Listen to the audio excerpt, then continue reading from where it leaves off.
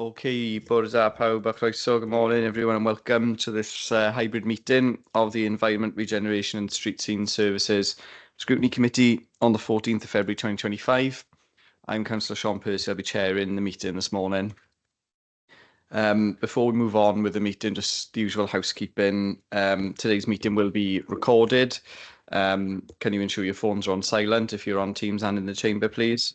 And make sure you use your microphones when speaking.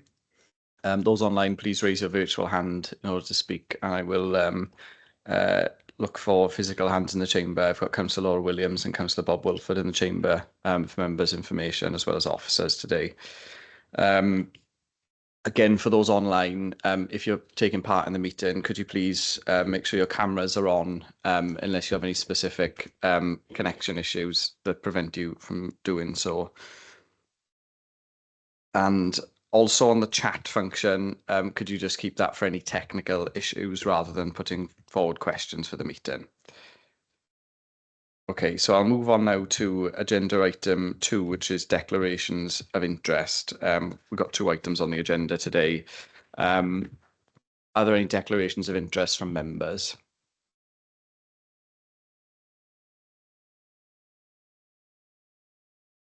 I can't see any declarations, Chair.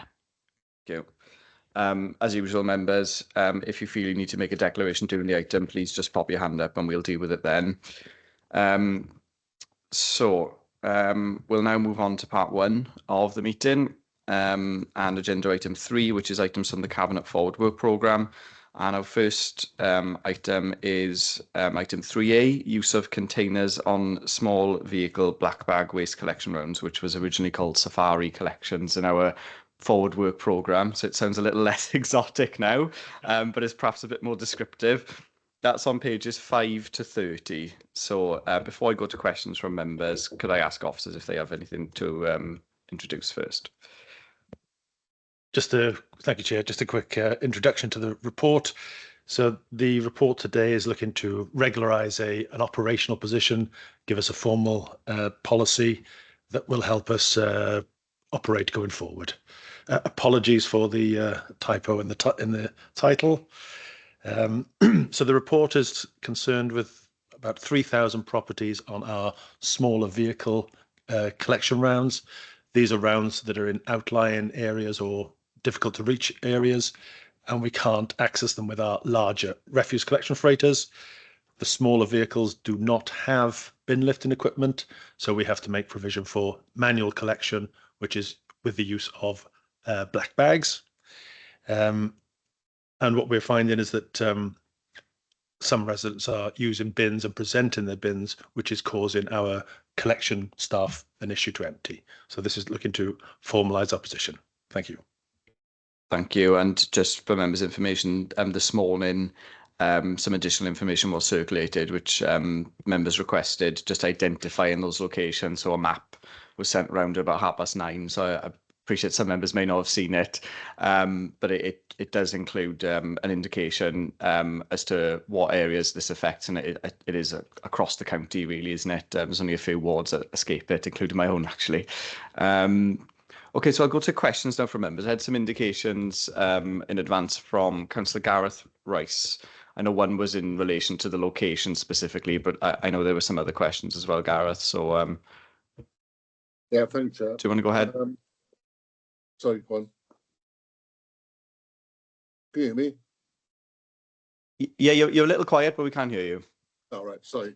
First time I've been told I'm quiet. There we are. There was a few things. One was, like I said, where the rounds were, which I asked for. That's not been published, although I did look at it. It is quite blurry, even with my glasses on.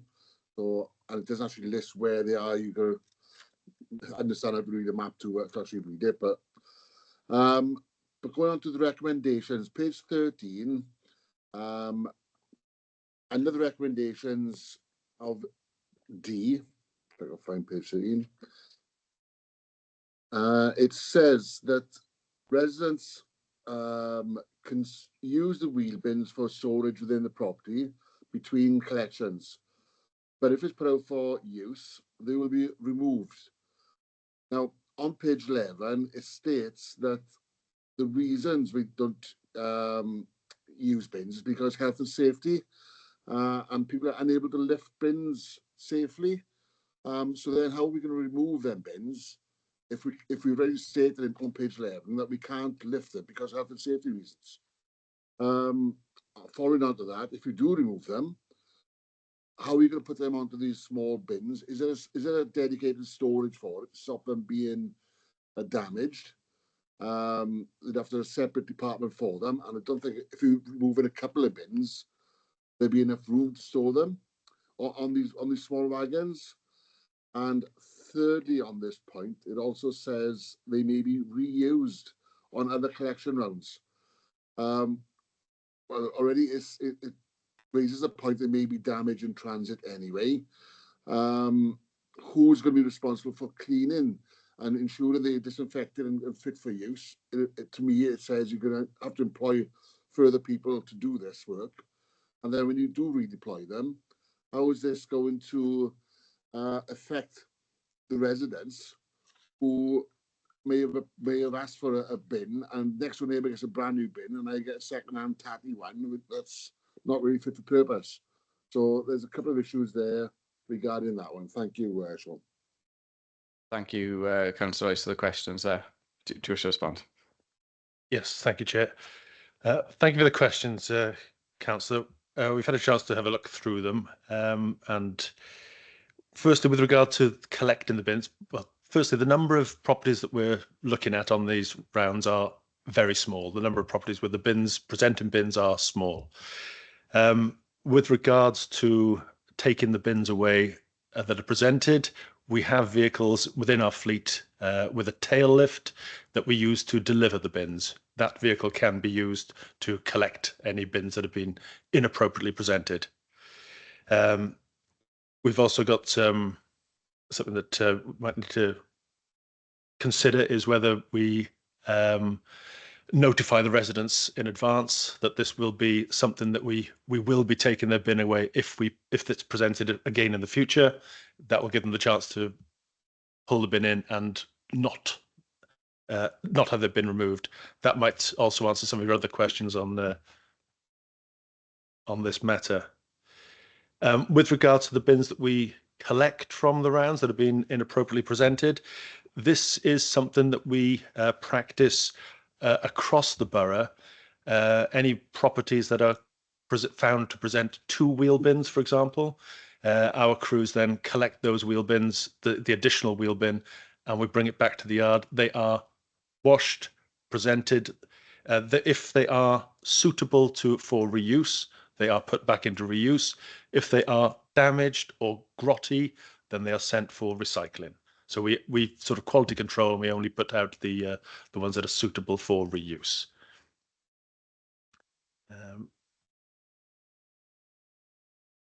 The argument people may use there, if you've got a van with a tail lift that could lift bins in the first place, why couldn't they use them on the rounds? It just trying to preempt the arguments from the residents and complaints we may get from them. So just to come back on that, the bin lift operation with a tail lift is a very slow operation, so it would slow us down considerably. It lifts the bin and the waste in it, whereas on properties where we operate a bin collection, the bin itself is tipped and the waste is removed from it. So the bin lift vehicle won't actually help us to empty the bin. Okay. So the crews would have to report there's a bin there with a wheelie bin, and they'd have to send up another van to collect that then, is that correct? That's correct. Right, okay. The last point I had was regarding the number of black bags that people can use or present, should I say, where there's no bins. Is there a restriction? Because if I understand it correctly, in places with wheelie bins, then times when you can present 3 bags spring to mind. I'm not quite sure the full policy, I'm afraid, but is there a limit to how many black bags can be presented? Yes, the limit on black bag collection across the borough is either 1 wheel bin, That's one 140-litre wheel bin or 3 black bags. So on these rounds, the limit is 3 black bags. Thank you. Thank you, Chair. Thanks for the questions there, Gareth, and for those responses. Just a couple of brief things to just add from my point of view. You mentioned, Gareth, about the information circulated, perhaps not being as detailed as you'd like. I did have a zoom in. It gives an indication, but I think if people want something at a ward level, perhaps you can send that request over, and perhaps you can send a slightly more detailed map of the dots, if that's possible. Yeah. One of the council's points on the location was whether that should be included in the policy. And from our experience, these properties new properties come on. Some rounds are due to access issues that become evident are then put onto the round. So I wouldn't recommend. We're not asking to include the map with the policy. The map is provided as for information for members, so they can appreciate the spread of collections across the borough. Thanks. I appreciate that clarification. I think we can understand the justification for that as well. And the only other comment I make on sort of wheelie bins that have been removed, I do know street care services also do tend to use them out and about for different purposes, or we have some on Abraham Seafront sometimes as kind of overspill bins, so they do crop up in being reused. They've done the tip as well, some old wheelie bins, so I know we do make some effort to reuse them when they're kind of knocking about the yard. I've got a few other members indicating now, so I'm going to bring Councillor Karen Clement-Williams next. Thanks, Chair. Unfortunately, as you know, I've been having some connection issues, and I'm on my iPad, so I haven't got my notes in front of me. Apologies for that. What I'd like to ask is what disability groups were asked with the there's a list of people that were I can't think of the word, sorry. We asked assisted collection, Carol, it's called. No. We asked people to comment on the report. What disability groups were asked? Thanks for the question, Carol. Yeah, thank you. This report is seeking to basically make sure that our collection crews are working within manual health and safety rules. Any member of the public who has disability concerns, we offer an assisted collection that will still be offered before and after this policy. Can I come back on that a second, Chair? Yes, go ahead. I understand that, and I know about assisted bin collections as well. My point is, on the IIA, it says next to disability that there is nothing that will affect it. But how do we know that if we didn't speak to disability groups? I completely understand about the assisted bin collections. I'm just asking, did we ask a disability group to consider it? Thanks, Carol. There was no consultation with disability groups on the basis that I said there's no change or impact to the service we provide to those groups. Thank you for that. Consultation was the word I was racking my brain. No problem, Carol. But I do think, though, that even though we don't see it being a problem to some people, there could be some input that those groups would have to that IIA, and I don't think we do enough of it in general, not just this paper. Just wanted to make that that comment, Chair. Thank you very much. Thanks, Carol. Point and observation well made there. So I'll go on to Councillor Laura Williams in the chamber now. Laura. Thank you, Chair. So my first question is just around how this will be initially communicated to the residents.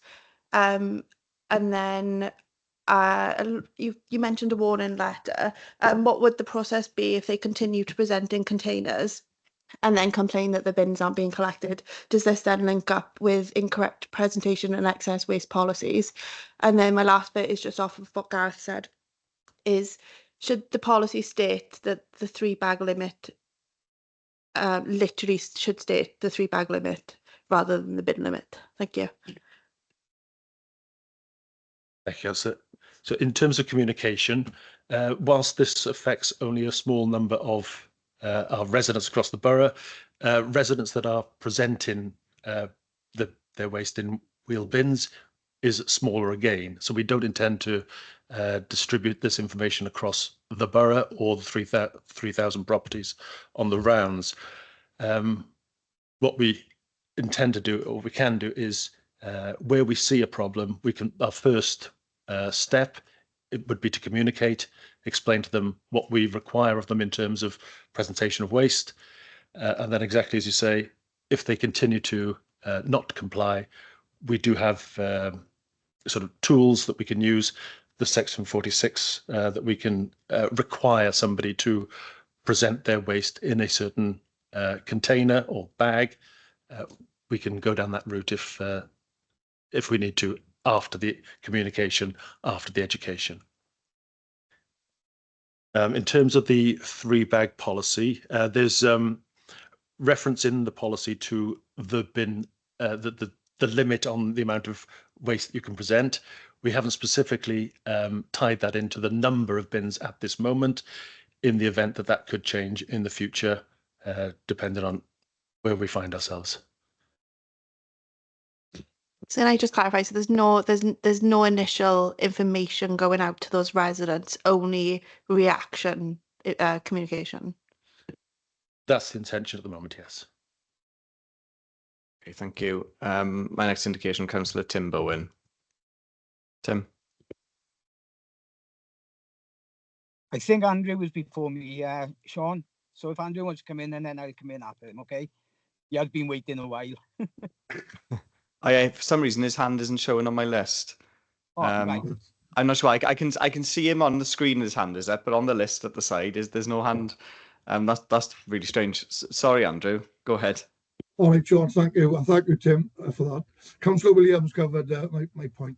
So, just to clarify, I want to let us, because Aberavon is my ward, and Aberavon and Baglamores, it covers every dot. It covers Aberavon. It's every part of it. So I want to make sure that letters go out, giving them notification, and even after that, because some of the elderly residents and a lot of people that perhaps English isn't their first language, I'm not sure we're going to, but I don't think others. But can we put stickers on bins as well to say that if this bin is presented the next time, should we give people a bit of grace, like a window of opportunity where they can conform to the policy? Because what I don't want is, we've given bins out in Aberavon for people to store them in their garden. They've been told that they got to present them, and most people do. But what my fear is that people will put their bins out and then they be taken, and we haven't given them a fair crack of the whip. So we need to tell them a letter, and I put a sticker on the bin as well if they do present it. Personally, if that's a possibility. Thanks, Andrew. Okay. Thank you, Councillor.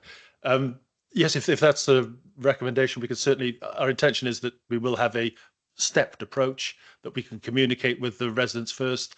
As you say, in Aberavon, it's not an issue. It's not an issue where bins are being presented in Aberavon, but yes, there are a lot of bag collections clustered in the Aberavon area. If they are presented, our first step will be to communicate. We do have stickers as well, which we can use, Councillor, to communicate the future actions, but we will not be taking them away before we've had that communication. Right, thank you for that, because I know refuse collection in Aberavon has been a major concern since we've been elected and before. So just want to make sure that they get that opportunity to conform. Thank you very much. Thanks, Andrew. Just perhaps a follow-up observation from me, and we've discussed quite a few times now, particular areas like Aberavon that have got a lot of rental properties, lots of new residents coming in every year as well, there is that challenge of people understanding what the system is, and there would be perhaps a concern from me that someone might move into a house with a wheelie bin in the garden, and I suppose that there is maybe a little bit of thinking about the proactive communication to new residents who might be on a more bespoke system like this, so that they could go online and see everything written about wheelie bins and perhaps not understand that that they're not covered by it. So that's just a point to take away, because we've talked about some of this proactive communication to new residents before, and I do wonder whether we need to consider this as part of that as well. I'm going to go to Councillor Tim Bowen next. Yeah, thank you, Chair. First of all, I'd like to state I am in agreement with the officers of what they're saying. I live in a rural area where we get a lot of these collections on the farms and so forth. And, residents should know now, this day and age, what they're allowed to do and what they're not. If we go wheelie bins outside our house, we know we can't put black bins bags outside as well, unless they got an e-sticker on them for exemption. So I am totally in agreement. The only thing I'd like to ask the officer is, if we have got farms and so forth where they need assisted collection, do we do that for them residents as well? Go ahead. Yes, sir. Thank you, Councillor. The assisted collection is available across the borough. There are some limits on particularly some of the outlying properties. It depends on where we can get the vehicle, our collection vehicle. If we can get it close enough, then we can offer an assisted collection. Okay, lovely. Thank you very much. Okay, Councillor Bulford in the chamber. Thank you, Chair. Not a question, but more of a ask if a recommendation could be put forward. The problem here is obviously that wheelie bins are being used when they shouldn't be used, but generally the public see a wheelie bin as a container to put rubbish out. I don't know if you've seen lately, there's quite a boom with entrepreneurs producing containers to put your recycling in, to store it before it goes out. Have we an option of kind of a plastic container which isn't a wheelie bin that we can offer to residents for them to store their black bins in before they put them out? And then it takes the connection away from it being a wheelie bin, which most people use, and not. So I mean, I would have thought the expense wouldn't be much more. I'm thinking on something on the base of the type of the grip bins that we have on the side of the road, but in a different colour, that people could store. Because obviously on farms and outlying properties, a big problem is vermin and things like that. And if you have black bags lying around with rubbish in them, it does attract them more. Thanks for the suggestion there, Bob. I don't know if you've got any observations on that. Comment if I may. So there are residents can purchase whatever containers they like and use whatever containers they like between collections.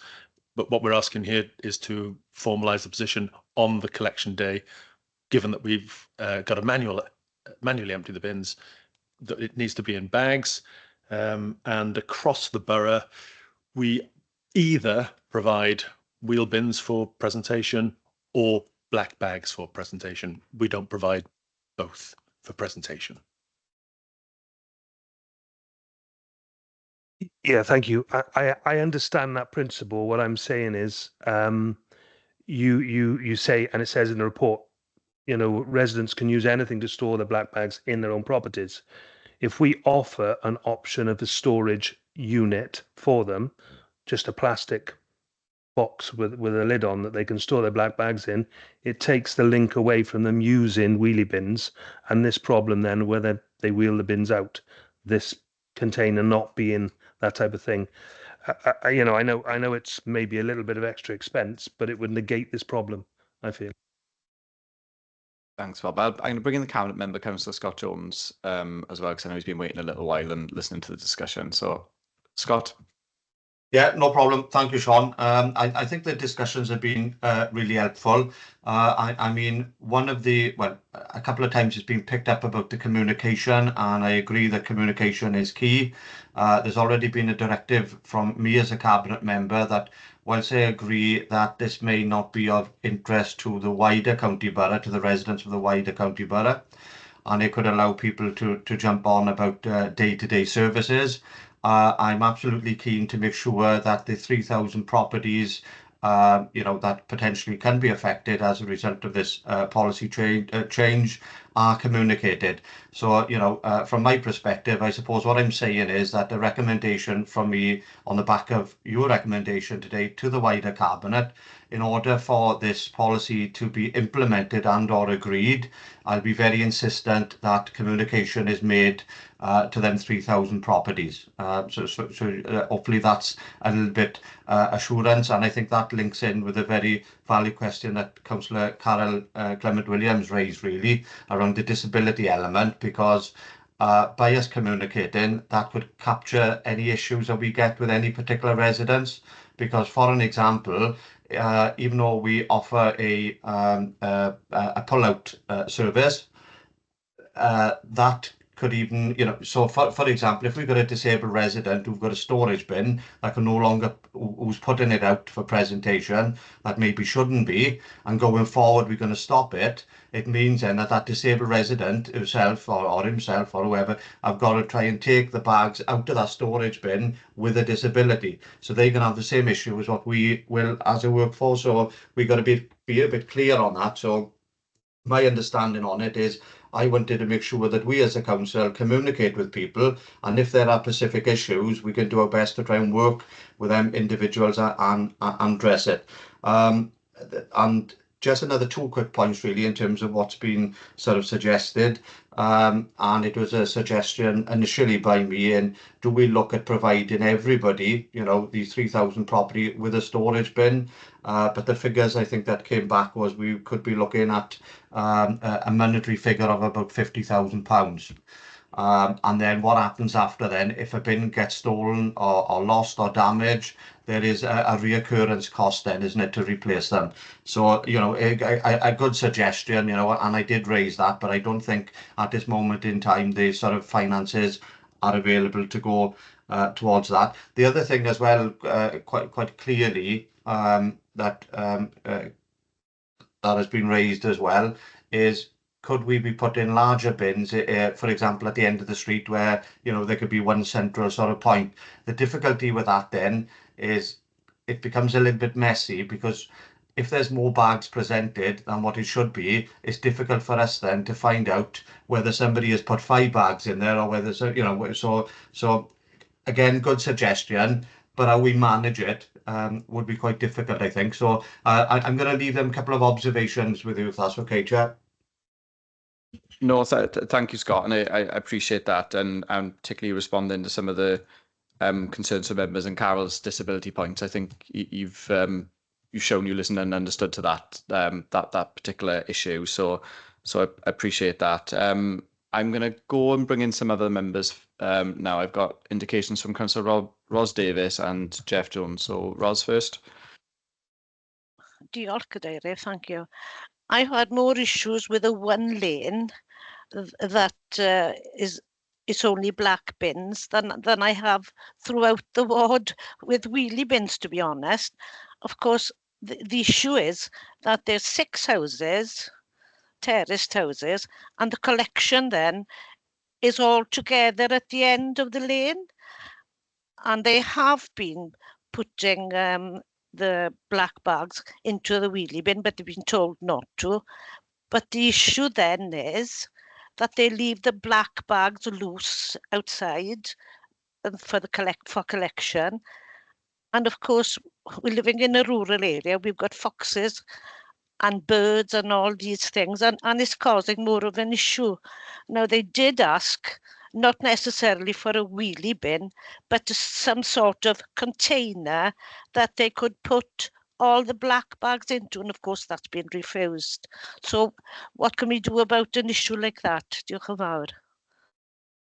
Thanks, Ros. I think Scott sort of just touched on some of the challenges of that, isn't it? And I don't know if officers have got anything to add to that problem, really.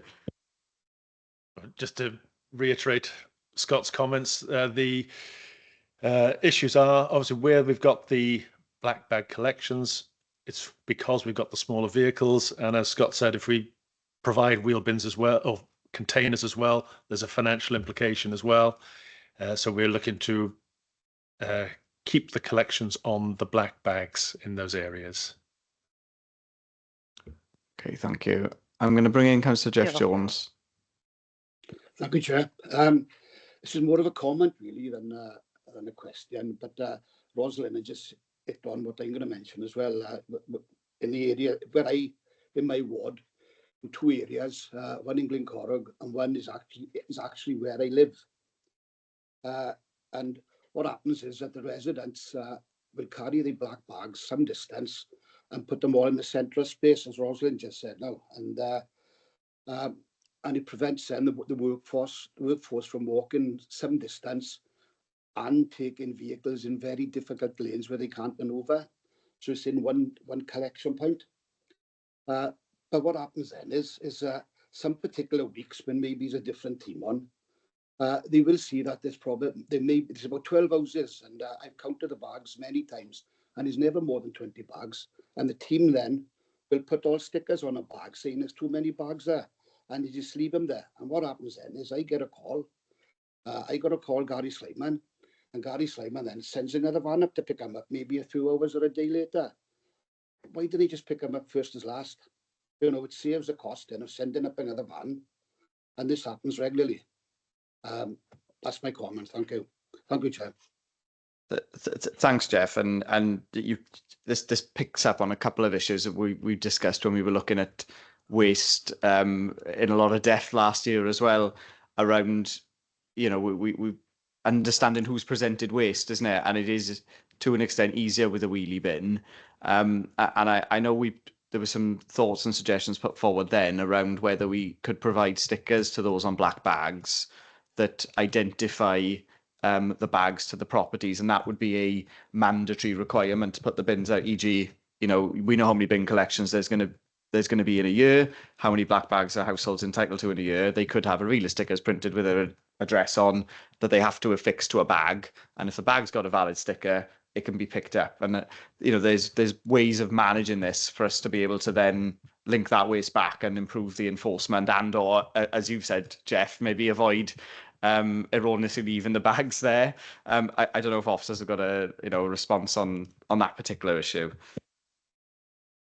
Just to comment, Chair, that yes, the collection points are particularly difficult for us to identify who's presenting what and how much excess waste is being presented. Obviously, we don't want excess waste. We want people to recycle as much as possible. But I appreciate this. There is some further work to be done in identifying who is presenting the bags. Just a brief follow-up from me. In terms of the new in-cab data system, will that extend to the vehicles on the safari collections, or what we're referring to here, as well? And I'm just thinking, in terms of crews being able to identify, oh, this is a pickup point, so expect to have lots of bags put here. You know, because we've discussed before, you know, that crew's awareness of what's going on their rounds has been challenging if we've had agency staff, and the data system is supposed to fix that, but I'm not sure if it extends across the whole fleet. Thank you, Chair. Just to come back to that point, yes, the in-cab system will extend across the whole fleet. And as you've seen with the dots on the maps for the safari rounds, we've also identified collection points across the borough as well. So that information will be available to crews. Okay, that's helpful, and hopefully that would perhaps help alleviate some of Jeff's concerns there. Carol, can I just check whether that's a legacy hand or if you've got an additional question? It's a legacy hand. Okay. No worries. Bob, I just want to check. You sort of put forward a suggestion. You had some responses from the cabinet member on that suggestion that how it's been considered previously. Did you have anything else you wanted to add, or were you still keen to put forward any sort of formal recommendation? No, not a formal reputation. It was just a thought, because I've seen these things, and I'm actually making my own for myself, because you can get plans off Facebook. So I'm making my own out of pallet wood, and it's quite easy. I'm not suggesting we give pallet wood bins to everybody, but I know there is a cost involved. But all these collection points, black bag collection points, if they weren't black bag collection points, would have a wheelie bin, and there's a cost involved in that. So the cost we don't have in presenting those wheelie bins, maybe it's worth just doing a full feasibility study just to see how much that would cost us. And it may not be practical in every area, but it may alleviate some of the problems where obviously residents have a crossover saying, I have a wheelie bin here, it's got a rubbish bag in, I'm storing it inside, or I'll put it out. If you give them an item that they can't put out, then we won't have items out on the road. That was my point. Thanks, Bob. I think the only other observation I'd add to your suggestion is that if you do something like that across the board, it has the potential to lower the impact on vermin, with people leaving black bags in their gardens if they don't have a storage shed to put the bags in. So that's, again, maybe something for Cabinet member to reflect on. Obviously, there may be some other positives to doing that. And I know particularly some members in areas that have got a lot of black bag collections have a lot of concerns about issues with with rats and vermin in their wards. So it's just something for us to consider in the mix, isn't it? As well. Right, I'm going to bring Councillor Tim Bowen, and then I think we've thoroughly covered this issue. Tim. Yeah, thank you, Chair. I'm just going back on what Bob said. I do agree with what they're saying, but when we get black bins, we've got to pay for the black bags. We supply the rural places with their black bags. So does that mean if we're going to give them containers, we're going to stop supplying them black bags? Yeah, I take your point there, Tim, that there is still a cost associated with the black bag collections, I think is the point you're making. Right, I'm going to bring Cabinet member Councillor Scott Jones, and then we're going to go to the recommendations. Okay, Scott. Thanks very much again, Sean. It's only to go back to Tim, again, another valid point, and I picked this up at a very early stage because we need to be careful. And, I was in agreement originally to see if we can provide everybody with a bin, as opposed to maybe asking residents to go out and purchase their own bin. The difference with a storage bin, I think we was looking at in terms of financial figures, was, I think and I'm sure Mike Jones will correct me if I'm wrong, I think we was looking at about £15 there or thereabouts for a storage bin, in comparison that Councillor Roberts has mentioned that if we would otherwise, be providing an ordinary wheelie bin, we could be looking at a cost between £40 and £50 per bin. So there is a massive difference really of otherwise providing them an ordinary bin in comparison to a storage bin. But I think we need to be absolutely clear and very careful, because, for example, if we do end up at a cost to the local authority of providing a storage bin to them, then we'll have residents across the county borough saying, well, wait a minute, you've given them free black bags, plus you're paying for a storage bin, so why ain't the rest of the county borough having black bags? So it does get a little bit technical, and what we need here is a policy that reflects continuity, consistency and fairness, really, isn't it? Yeah, thanks, Scott. I think you've outlined the challenges there. We need to be able to justify all of these decisions to the public, and I think that's probably why I added the kind of vermin point. There may be some specific downsides to the black bag rounds that we need to address as well. Right, did officers have anything else to add? No, brilliant. Okay, so I'll take members now to page 13 of our agenda pack for the recommendations. If I'm just check I've got the right page, or is it the page before?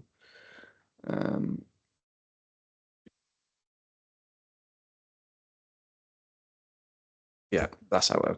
Sorry, members, I've just got a bit mixed up there. Yeah, so page 13, the agenda pack. Could I have a proposal and a seconder, please, from members? I'll propose, Sean. Proposed by Councillor Bob Woolford, and a seconder. Happy to second, Chair. Councillor Tim Bowen, thank you.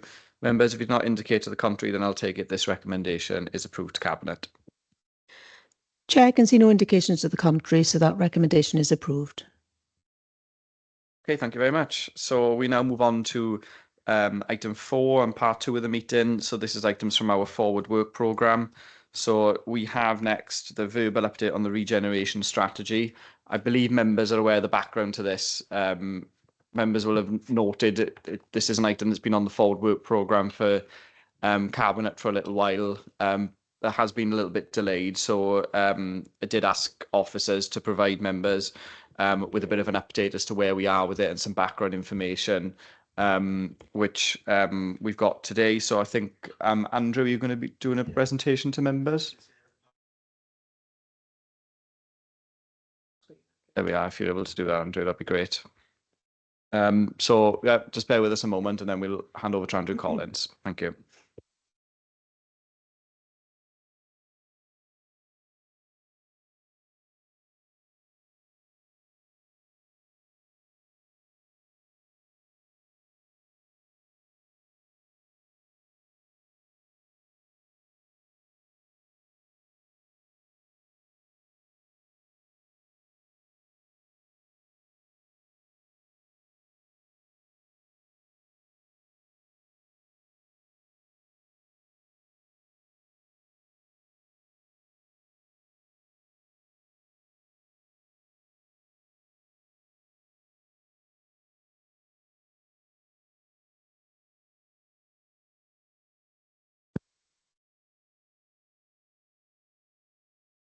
Yes.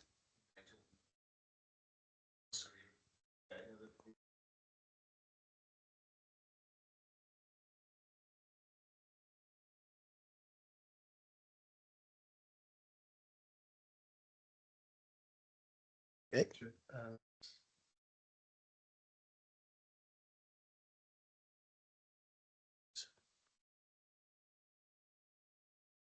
Presentation. Okay.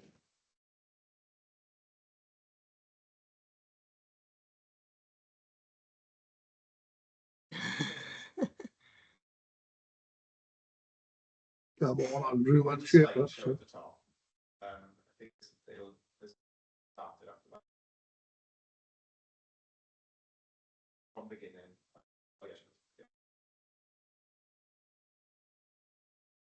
Okay, members, thanks for bearing with us while we prepared the presentation there. Okay, so I'm hand over to Andrew Collins now to take us through. Thank you. So we're just going to provide an update of where we are with what was the regeneration strategy, forthcoming regeneration strategy. Just to say, first of all, that we realised that regeneration and economic development are inextricably linked. So it is now actually going to be the regeneration and economic development strategy. SQW, our partners, are still working on it. We haven't received the first draft as yet, but I'll just take you through where we are and what we're proposing the strategy will provide us with.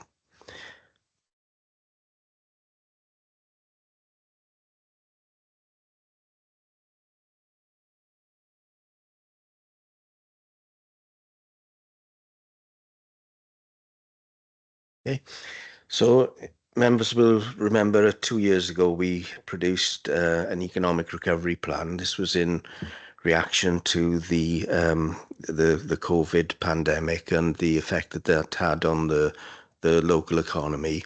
But as you're obviously aware, things move on, and with the Tata Steelworks position, that economic recovery plan is already out of date. So this will give us an opportunity to update on that as well. So we'll be incorporating all the structural economic changes that have occurred within the borough, the negative ones around Tata, but also the positives around obviously the Celtic Freeport and the Flow programme. And we'll be linking those in then with local strategic strategies as well that we've already produced within the council, such as the heritage strategy, the cultural strategy, and the destination management plan, and the emerging replacement LDP, of course. And we'll also be reflecting the national picture and wider UK strategies and Welsh Government strategies. So where does this take us? The aims and objectives of the strategy will be to provide one single strategy going forward that will cover all aspects of regeneration and economic development. But we've emphasised to the consultants that we want this to be a stronger place-based narrative rather than the previous economic development plan. And we want to reflect the borough as a whole. So rather than just concentrating on the coastal fringes and the major industrial areas, we very much want it to reflect our valleys communities as well, and the challenges that we have in those areas going forward.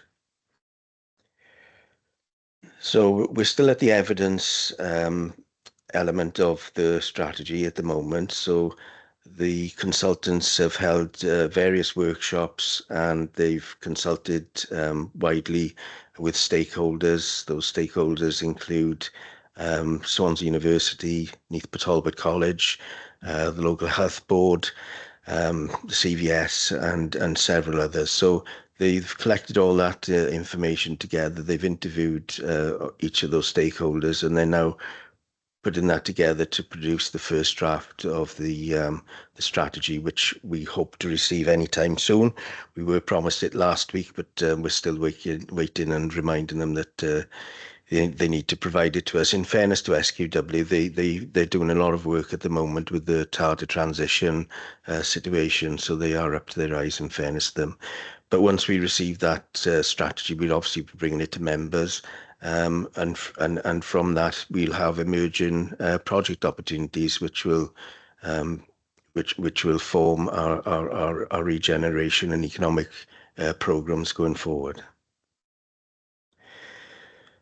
So the ambitions of the strategy will be that Neath Talbot will see a just transition for the long term.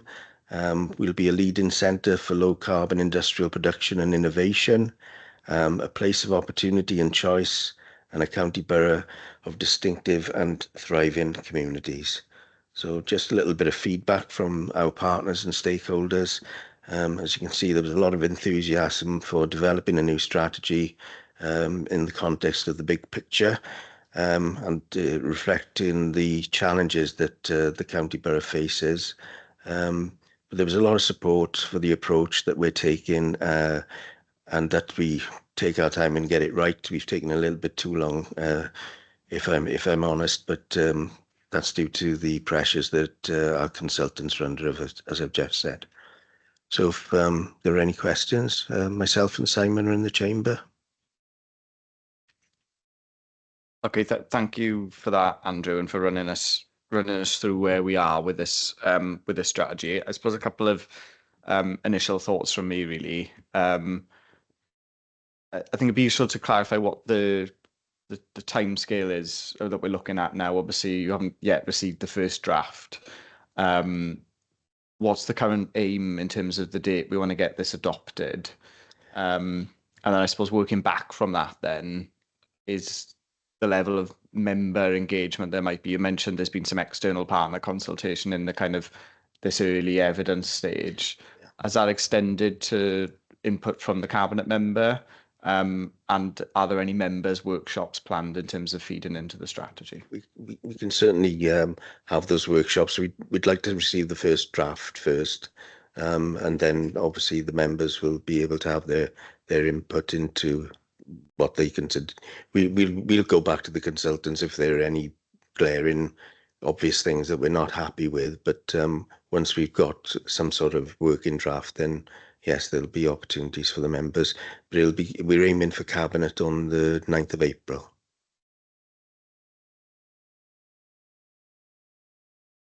Okay, thanks, Andrew. I think, I suppose not to speak for the committee, but I know members are always keen to try and input into these big strategic, pieces of work. Obviously, we don't want to disrupt the development of it if there's a sort of a set timeline, but I suppose if that can be accommodated, some sort of workshop, and I don't know if Simon, if you want to come in, I don't know some cabinet members are online as well, but I think it is always useful to do that. if only for the avoidance of it coming to scrutiny and there being a lot of matters raised or critical comments that could have been taken on board sooner. And I think that's part of the reason why I wanted us to have an understanding and awareness of what was going on today, so that we can start thinking about how we want to feed into it. Simon, do you want to come in? Just quickly, Chair, just to back up what Andrew said, I think in terms of what the team have been trying to achieve here, and this is a really rapidly moving feast, and it seems to get bigger and bigger every year. And so that is the challenge for us. If you look at some of the big ticket items that have come across in just the last few years, and I did something yesterday on the with the HVMC down in Baglin Technology Centre, the High Value Manufacturing Centre. If you look at some of the big ticket items like, potential still with GCRE, still got Wild Fox as a possibility. The Freeport is enormous. The stuff around Tata is enormous. There's a huge amount of work going on at the moment, and trying to reflect that in a strategy is quite difficult for a second. I mean, we're just negotiating around the Freeport, for example, and whilst we have one tax site here at the moment and one in Pembrokeshire, the decision will need to be made about the third tax site, and that will be a big ticket item as well, because we've got the energy park, which is one of the potentials around that. So there's a huge amount of work going on.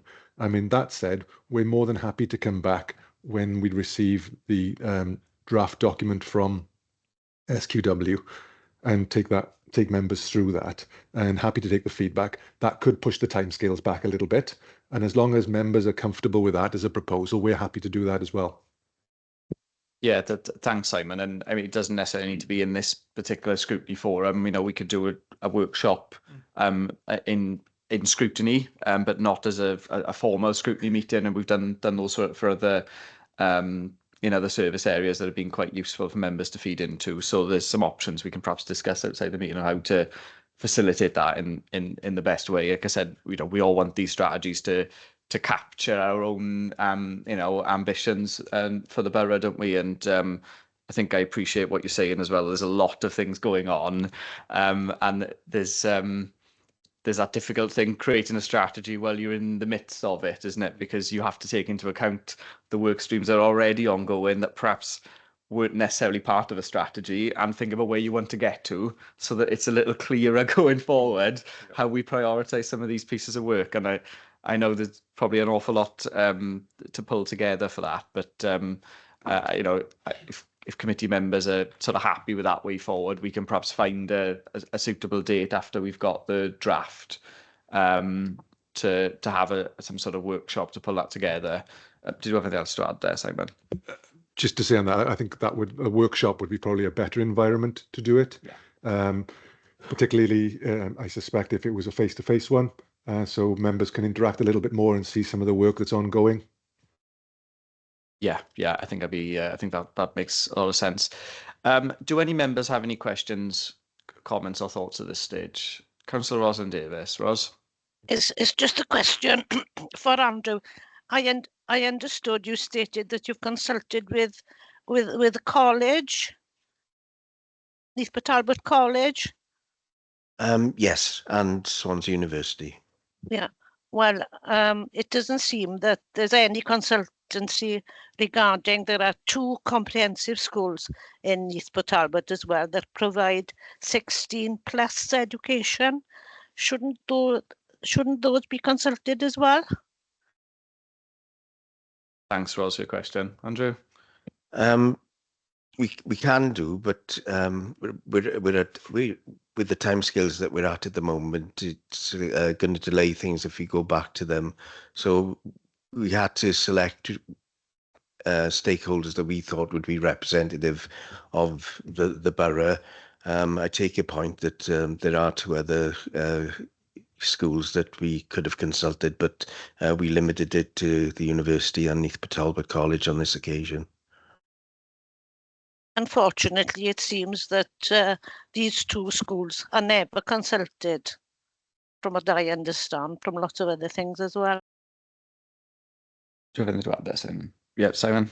Yeah, I think you can take it right back to all of the schools as well, because ultimately when we look at things like flow, for example, floating offshore wind, children will be making decisions fairly early on in their careers about whether the subjects that they take as they go on to GCSE and potentially A-level or whatever other qualifications they're going to do thereafter are pretty key from the age of about 12 or 13, really. So you could argue that we would end up consulting with all of the schools across the board. I think what we've tried to do here is, as Andrew said, that there isn't the opportunity to consult with everybody. So just to get an indication, I think, from some of the sort of larger education providers to make sure that that we're on track with what we're doing. And I suppose the second part of it then is once we get to the strategy and there are more things emerging about potential future industries within the county borough, I think that's then for our colleagues in education as skills to take that on with the schools and to make sure that they're fully engaged with the strategy generally and the sort of general direction that we're going in as an area. Thanks, Simon. And yeah, I recall some of the discussions we had on the floating offshore wind and some of the future opportunities coming about. Yeah, how early we've got to engage. And I remember us sort of kind of thinking about that challenge is quite a big one, isn't it? And it's one that I think governments at all levels over a long period of time have really struggled with, and they're getting that pipeline of skills and inspiring people into careers. I go to Councillor Andrew Dacey now. Andrew. Thank you, Sean. You stated in the possibility of wild fox. So is there a possibility that it is not going to go ahead? Because we haven't heard much about that recently. I tried to find out more information with little or no luck. So can you give me a brief update on that? I know members have requested an update on wild fox at the previous meeting, so it is something I'm going to pick up with officers to get some sort of update to the committee. I don't know if Simon wants to add anything briefly now, but it's not really for this meeting. No. I suppose just to say that we will always say until the spades are in the ground and the thing is actually happening, then it's always something that we're working towards. We are still very, very hopeful, and as I understand it, wild fox are fairly confident, albeit that the development may be delivered in tranches, etc. But that probably would be one to pick up with Chris Saunders, who's the lead officer on that in the group. The other thing as well, Sean, and this regeneration after all, is the Aldi's in Borough's Yard. I want to look at that, because I'm fed up of that as well, to be honest. We're not turning this now into a list of all the regeneration projects and their progress, Andrew. But we need an update of these projects. We need something because we're promising the world and we're not delivering yet. I will ask officers to circulate an update to committee members after the meeting on that project. I'm sure that can be done. Are there any other questions on the document we've got in front of us today? Okay, I can't see any other questions. So, members, this presentation was for information. So we just note the presentation. We don't have to take a vote or anything on that one. So, in terms of part 3 of the meeting, we've got no performance monitoring reports in front of us today. That takes us to part 4 and item 6, which is selection of items for future scrutiny. So that's the forward work programme. We've made a little bit of reference to that already. So I don't know if there's any specific changes or anything you're aware of. No, I've been advised by Tom that there's no changes to the forward work programme since you last met. Okay, thanks for confirming that. But as usual, I always remind members, they can approach me at any time, or Dem Services staff, or the Vice Chair, Tim, to discuss anything we want to put on the forward work programme. Some members have and do reach out, and there's things going on in the background that we're trying to pull together to put on to future meetings. But if it is something as simple as wanting an update on a project, you're more than welcome to come to me for that, and I can help facilitate that as the chair at any time. It doesn't always need to be a meeting agenda item. Sometimes we can have some information circulate to us via email and then decide if we want to pull that into a more formal setting. So just a reminder for members really on that and the process for scrutiny. So I can't see any indications from members on the forward work programme specifically. So that takes me on to item 7, which is urgent items, and I have no urgent items today. So that ends the business for the meeting today. So diolch yn fawr, thank you very much. Hwyl fawr.